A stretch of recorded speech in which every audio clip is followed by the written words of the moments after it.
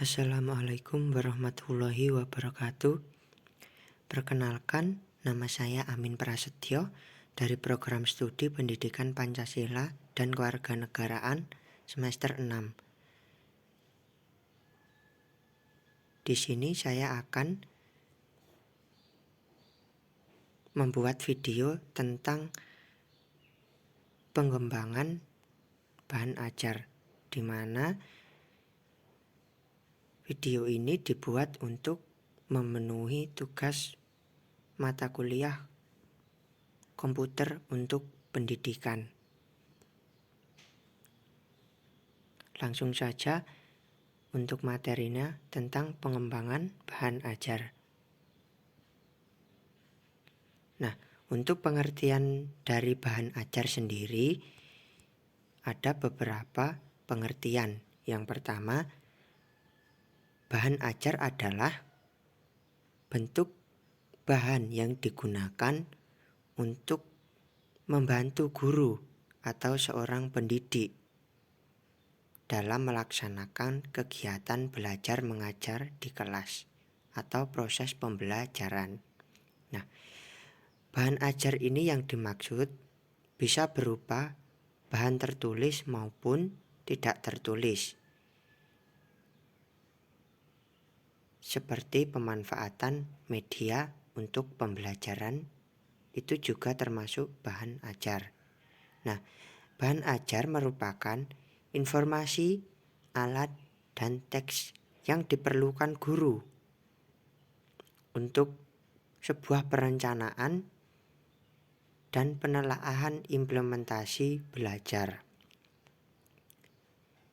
Adapun pengertian bahan ajar yang lainnya, bahan ajar atau materi pada dasarnya adalah sebuah isi dari kurikulum yang kita pelajari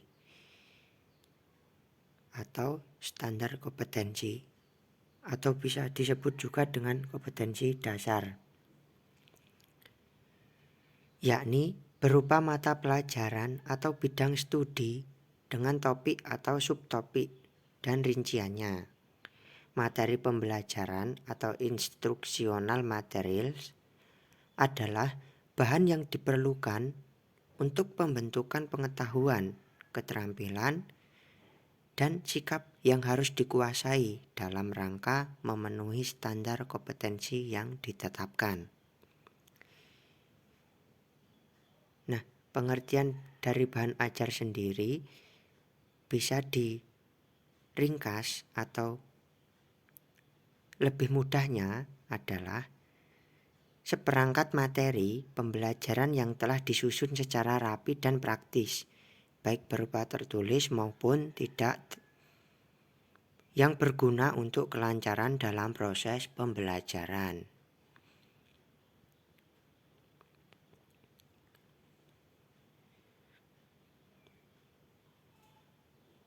Upaya penyusunan bahan ajar baik berupa bahan tertulis maupun tidak tertulis oleh guru untuk menunjang kegiatan belajar mengajar.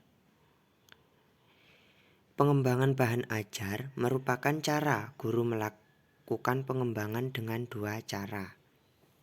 Jadi, seorang guru atau pendidik dapat melakukan pengembangan bahan ajar melalui dua cara, yakni yang pertama ada research by design. Research by design yaitu di mana sumber-sumber belajar dirancang dan dikembangkan untuk kepentingan pembelajaran. Adapun juga research by utilization, yaitu sumber-sumber belajar yang ada di lingkungan sekitar yang dapat digunakan dan dimanfaatkan bagi kepentingan pembelajaran. Nah, di sini ada prinsip-prinsip mengenai pengembangan bahan ajar. Ada beberapa prinsip. Yang pertama itu ada prinsip relevansi atau keterkaitan, di mana prinsip ini mengemukakan bahwa materi pembelajaran hendaknya relevan atau harus ada kaitannya dengan kompetensi dasar dan indikator yang diinginkan. Jadi, materi pembelajaran itu tidak boleh melenceng dengan KD maupun indikator yang diinginkan. Selanjutnya ada prinsip konsisten, di mana jika kompetensi dasar yang dikuasai peserta didik memiliki 4 macam, maka bahan ajar yang harus diajarkan juga harus meliputi 4 macam juga. Jadi konsisten. Selanjutnya ada prinsip kecukupan.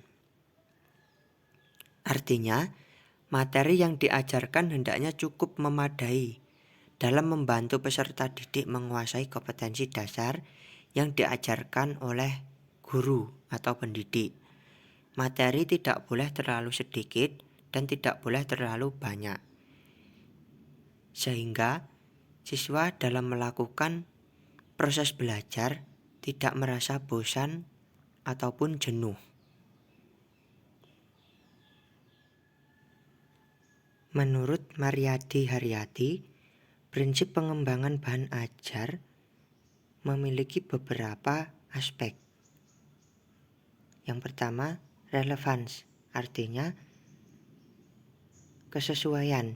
Jadi, materi pembelajaran hendaknya harus relevan dengan pencapaian standar kompetensi dan pencapaian kompetensi dasar. Yang kedua ada konsisten atau ajek. Jika kompetensi dasar harus dikuasai peserta didik beberapa macam, maka materi yang harus diajarkan juga meliputi beberapa macam tersebut.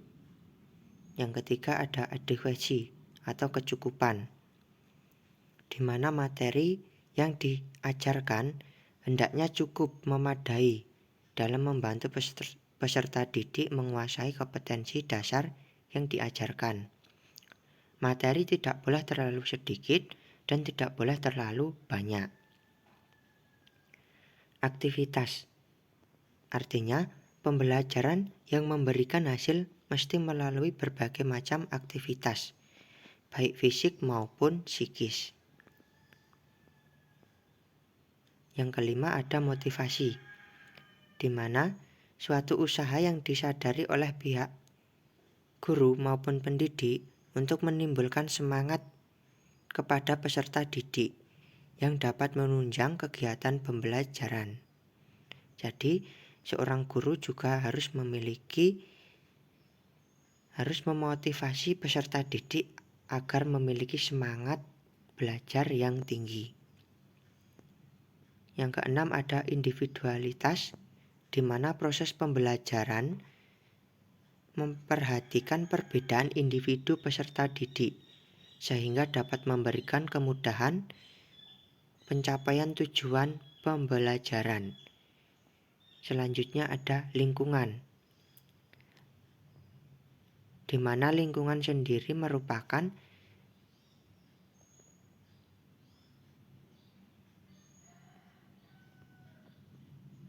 jangan terfokus di kelas saja, karena pengalaman membuktikan pemberian materi yang hanya di kelas membuat peserta didik menjadi bosan, jenuh, dan melelahkan. Oleh karena itu, lingkungan dijadikan sumber pembelajaran. Jadi dalam proses pembelajaran ini tidak hanya di dalam kelas saja, bisa di luar kelas. Selanjutnya ada jenis bahan ajar. Yang pertama, materi fakta.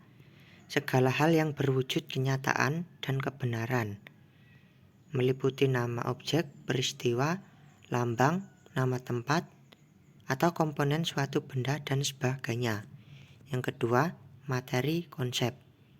Segala hal yang berwujud pengertian-pengertian baru yang bisa timbul sebagai hasil dari pemikiran, meliputi definisi, pengertian, ciri khusus, hakikat, atau isi dan sebagainya. Yang ketiga ada materi prinsip, di mana berupa hal-hal utama dan memiliki posisi terpenting atau konsep yang menggambarkan implikasi sebab akibat.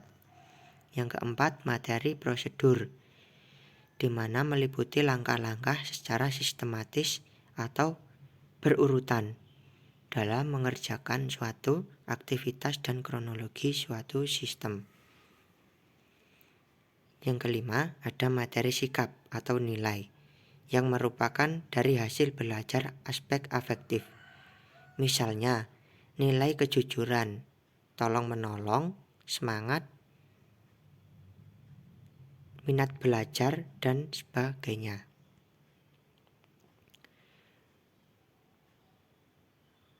Menurut Nur Hamim, jenis bahan ajar ada 6.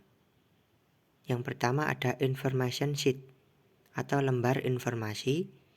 Yang kedua ada operation sheet atau lembar praktek. Yang ketiga ada job sheet atau lembar tugas. Yang kelima worksheet atau lembar kerja. Yang kelima ada handout atau diktat. Yang keenam ada modul. Menurut Hafsul Anwar dan Hendra Harmi, beliau juga mengemukakan tentang jenis bahan ajar ada 4, yaitu fakta, asosiasi antar objek, terus ada konsep, terus ada prinsip yang berhubungan dengan sebab akibat, dan prosedur atau langkah-langkah untuk mencapai tujuan. Nah, cara merancang dan menyiapkan bahan ajar. Yang pertama, menentukan bahan ajar atau materi pembelajaran yang akan diberikan kepada peserta didik. Selanjutnya, menentukan tujuan pembelajaran dan masing-masing bahan ajar atau materi pembelajaran yang akan disampaikan. Yang ketiga, memilih bahan ajar atau materi pembelajaran yang dinilai sulit dan mudah diterima oleh peserta didik. Jadi, guru harus memilah-milah mana materi yang dapat diterima oleh peserta didik maupun materi yang dinilai sulit untuk diterima oleh peserta didik. Selanjutnya, merancang cara pemberian dan membangkitkan perhatian dan memotivasi belajar siswa. Yang kelima, merancang untuk menimbulkan keaktifan dalam pembelajaran siswa, berupa pemberian tugas maupun diskusi. Yang keenam, merancang dan memberikan pengulangan terhadap bahan ajar yang dinilai sulit melalui tes, pemberian tambahan waktu belajar maupun tugas atau PR, pekerjaan rumah. Yang ketujuh, merancang cara memberikan tantangan belajar baik individu maupun kelompok, seperti penugasan membaca dan menyimpulkan hasil.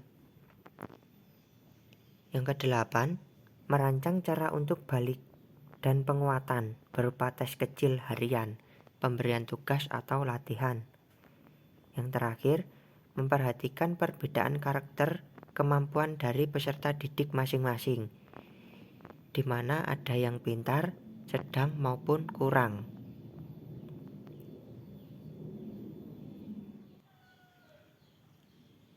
Menurut Abdurrahman Gintings, menyusun bahan pembelajaran berdasarkan kurikulum atau standar kompetensi, standar isi, standar sarana, maupun buku pegangan. Yang kedua, menyusun bahan pembelajaran berdasarkan peta pemikiran atau mind map yang disusun dengan pertanyaan filosofis atau dengan istilah 5W 1H.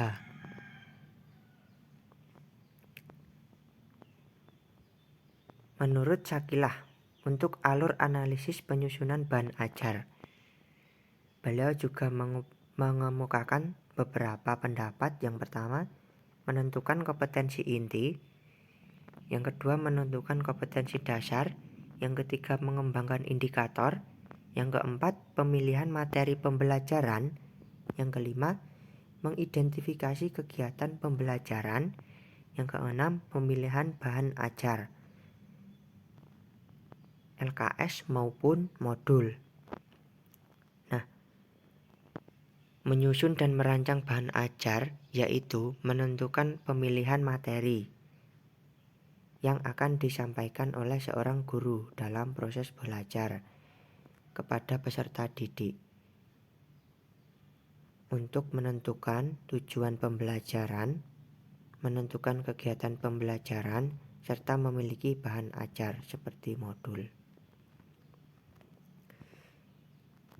Untuk kriteria pemilihan bahan ajar, di sini ada beberapa pendapat para ahli. Yang pertama, menurut Abdurrahman Gintings, yang pertama itu sesuai dengan topik yang dibahas. Yang kedua, memuat intisari atau informasi pendukung untuk memahami materi yang dibahas. Yang ketiga, disampaikan dalam bentuk kemasan dan bahasa yang singkat, padat, sederhana, sehingga mudah dipahami oleh pembaca atau peserta didik. Jika diperlukan contoh dan ilustrasi yang relevan, lebih mempermudah memahami isinya. Sebaiknya diberikan sebelum berlangsungnya kegiatan belajar dan pembelajaran, sehingga dapat dipelajari terlebih dahulu oleh siswa. Memuat gagasan yang bersifat tantangan dan rasa ingin tahu. Menurut Mardi Hayati, untuk kriteria pemilihan materi bahan ajar, yang pertama ada sumber materi pembelajaran, di mana dalam mencari sumber bahan ajar, siswa dapat dilibatkan untuk mencarinya, atau penugasan untuk mencari di majalah, hasil penelitian, maupun di koran.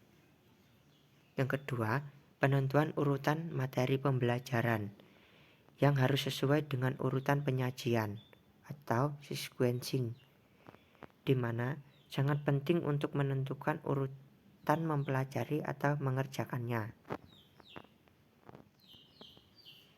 Tujuan dan manfaat pengembangan bahan ajar.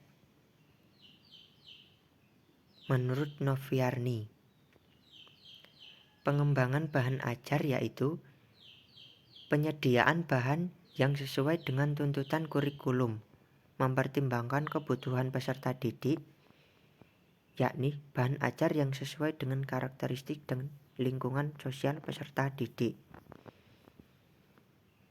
Membantu peserta didik dalam memperoleh alternatif bahan ajar, di samping buku-buku teks yang terkadang sulit diperoleh oleh peserta didik. Memudahkan guru dalam melaksanakan pembelajaran. Untuk manfaat pengembangan bahan ajar bagi guru, diperoleh bahan ajar yang sesuai dengan tuntutan kurikulum dan sesuai dengan kebutuhan, tidak lagi tergantung kepada buku teks. Bahan ajar yang mampu membangun komunikasi pembelajaran yang efektif antara guru dengan peserta didik. Tulisan bahan ajar dapat diajukan untuk menambah angka kredit ataupun dikumpulkan menjadi buku dan diterbitkan. Manfaat bagi peserta didik. Kegiatan pembelajaran menjadi lebih menarik. Peserta didik akan lebih banyak mendapatkan kesempatan untuk belajar secara mandiri dan mengurangi ketergantungan terhadap guru. Peserta didik akan mendapatkan kemudahan dalam mempelajari setiap kompetensi yang dikuasai. Menurut Nur Hamim, manfaat pengembangan bahan ajar bagi guru menghemat waktu mengajar. Jadi guru lebih efektif dalam proses pembelajaran karena dapat menghemat waktunya. Menempatkan bahan sebagai fasilitator,